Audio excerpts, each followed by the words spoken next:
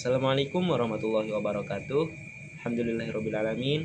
Wa bihi nasta'inu ala umuri dunya waddin. Wassalatu wassalamu ala Rasulillah amma ba'd.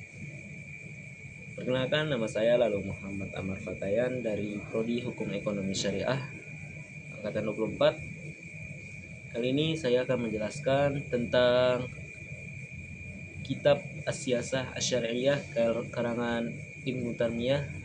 Yang akan saya jelaskan kali ini hanya halaman 26 sampai halaman 27. Fil hadis anin Nabi sallallahu alaihi wasallam annahu qala innallaha yuhibbul basara an-nafida indal wurudi syubhat wa yuhibbul aqlal kamila inda hulul syahwat wa yuqaddamani 'alal akfa'i in kana al-qadi muayyadan ta'idan taman min jihatil walil harbi. Artinya, maka dalam sebuah hadis dari Nabi Muhammad SAW beliau bersabda, sesungguhnya Allah mencintai pandangan yang tajam atau daya nalar yang jernih ketika muncul berbagai syubhat atau keraguan atau perkara samar, dan mencintai akal yang sempurna ketika datang hawa nafsu atau godaan syahwat. Dan dua hal ini lebih diutamakan daripada kecakapan apabila seorang qadi atau hakim mendapat dukungan penuh dari wali al-harb atau pemimpin atau penguasa perang. Hadis ini menjelaskan atau menekankan pentingnya kecerdasan berpikir dan kejernihan hati dalam menghadapi dua hal besar dalam kehidupan. Yang pertama ada syubhat atau keraguan atau perkara samar antara halal dan haram. Yang kedua ada syahwat atau hawa nafsu.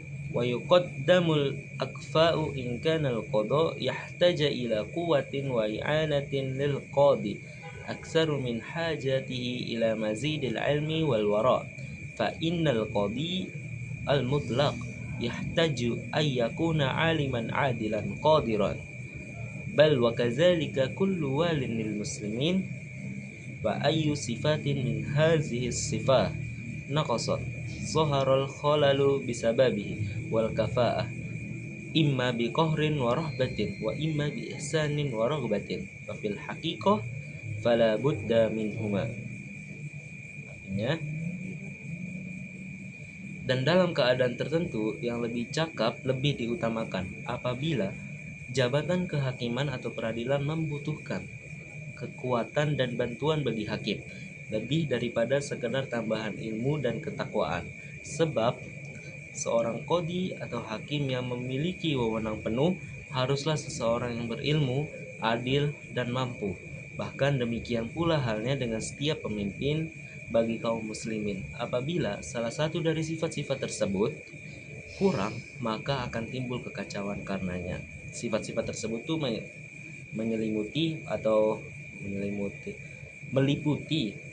meliputi ilmu, keadilan, atau kemampuan.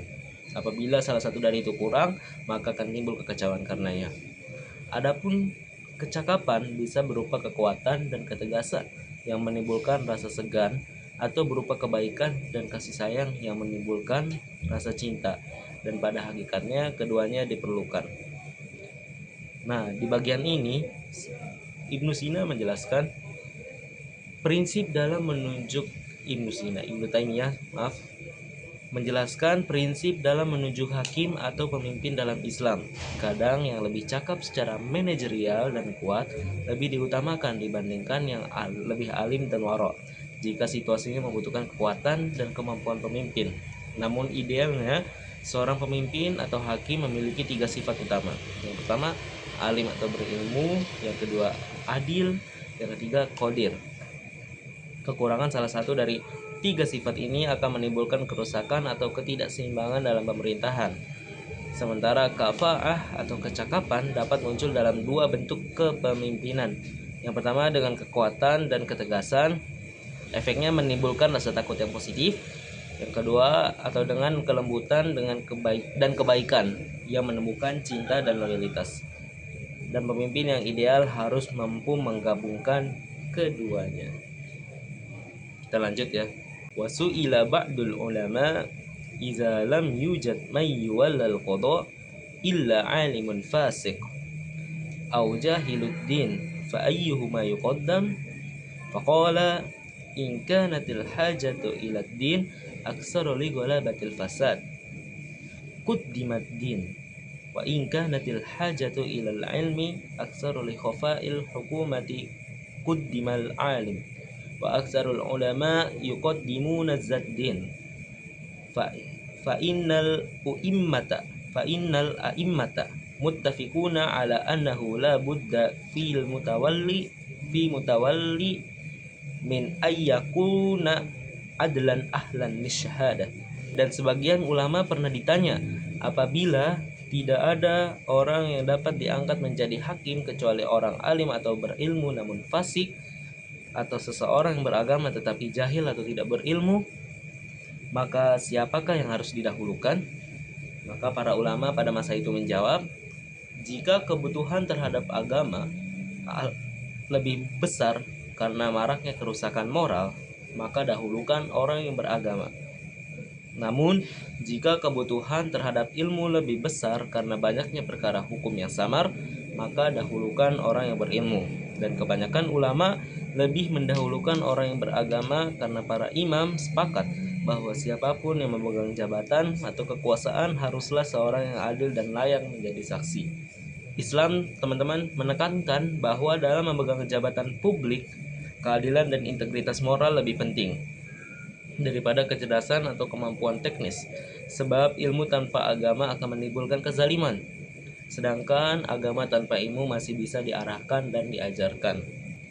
Lanjut, ikhtalifu fi istiratil ilm hal yajibu ay yakuna mujtahidan aw yajuzu ay yakuna muqalladan awil wajibu tawliyatil amsali fal amsali kaifama tayassara ala salasatil aqwal wa busital kalamu ala zalika fi ghairi hadzal mawdi.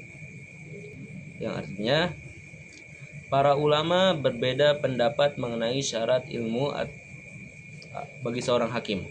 Apakah wajib seorang hakim harus seorang mujtahid atau yang mampu berijtihad secara mandiri, atau boleh seorang muqallid yang hanya mengikuti pendapat imam atau mazhab? Ataukah yang wajib adalah mengangkat yang terbaik di antara yang ada sesuai kemampuan dan keadaan yang memungkinkan? Ada 3 pendapat dalam hal ini, dan pembahasan tentang hal tersebut telah dijelaskan secara panjang lebar di tempat lain. Bagian ini membicarakan syarat keilmuan seorang hakim dalam pandangan para ulama fikih. Mereka berpendapat tentang sejauh mana tingkat ilmu yang harus dimiliki oleh seorang hakim agar sah diangkat. Kesimpulan pada bagian ini, Islam menekankan pentingnya ilmu dan kelayakan bagi seorang hakim, tetapi tingkat keilmuan yang disyaratkan bisa berbeda-beda menurut keadaan. Idealnya mujtahid, tetapi secara praktis bisa muqallid yang amanah, dan bila sulit cukup yang paling layak dan mampu menjalankan hukum dengan adil. Wa ma'a annahu yajuzu tawliyatan ghairu ahlil lid-darurah idza kana aslahal mawjud fayajibu ma'a dzalika sa'yu fi islahil ahwal hatta yakmula fin nasi ma la budda lahum min man amural wilayah wal imarata wa nahwiha kama yajibu ala mu'siris sa'yu fi wafa'i daini wa in kana fil halil la yutlabu minhu illa ma yaqdiru alaih wa kama yajibu al-isti'dad lil jihad bi'dadil quwwati wa ribatil khayli fi waqti sukutihi lil ajz fa inna ma la yatimul wajibu illa bihi fa huwa wajib bi khilafin istita'ah fil haja wa nahwiha fa innahu la yajibu tahsiluha li'anna al-wujubu huna la yatimmu illa biha. Terakhir, meskipun boleh mengangkat orang yang kurang layak atau bukan ahli dalam keadaan darurat, apabila ia adalah yang paling baik di antara yang tersedia, maka tetap wajib berusaha memperbaiki keadaan hingga di tengah masyarakat terwujud orang-orang yang benar-benar memenuhi syarat untuk urusan pemerintahan, kepemimpinan, dan jabatan semacamnya. Hal itu seperti kewajiban orang yang berutang untuk berusaha melunasi utangnya, walaupun pada saat ini tidak dituntut darinya lebih dari apa yang ia mampu.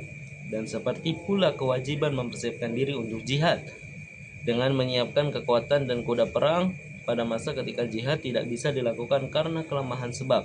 Segala sesuatu yang menjadi syarat sempurnanya kewajiban, maka ia sendiri menjadi wajib.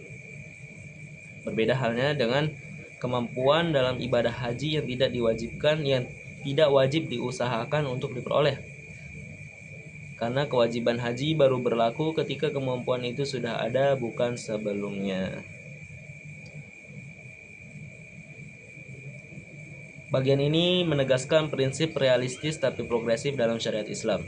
Dalam keadaan darurat boleh memilih pemimpin yang kurang ideal, namun tidak boleh berhenti di situ. Harus ada usaha terus-menerus memperbaiki umat dan sistemnya. Karena tanggung jawab sosial dan politik adalah kewajiban kolektif yang harus disempurnakan. Wallahu a'lam bishawab. Terima kasih kepada teman-teman yang sudah mendengarkan. Intinya kesimpulan pada halaman ini adalah pentingnya bagi kita sebagai umat muslim untuk memilih pemimpin yang soleh, pemimpin yang tahu mana yang haram dan mana yang halal, mana yang batil dan bukan yang batil. Terima kasih, saya Lalu Muhammad Ahmad Fatayan dari Prodi HES. Kita jumpa di video selanjutnya. Assalamualaikum warahmatullahi wabarakatuh.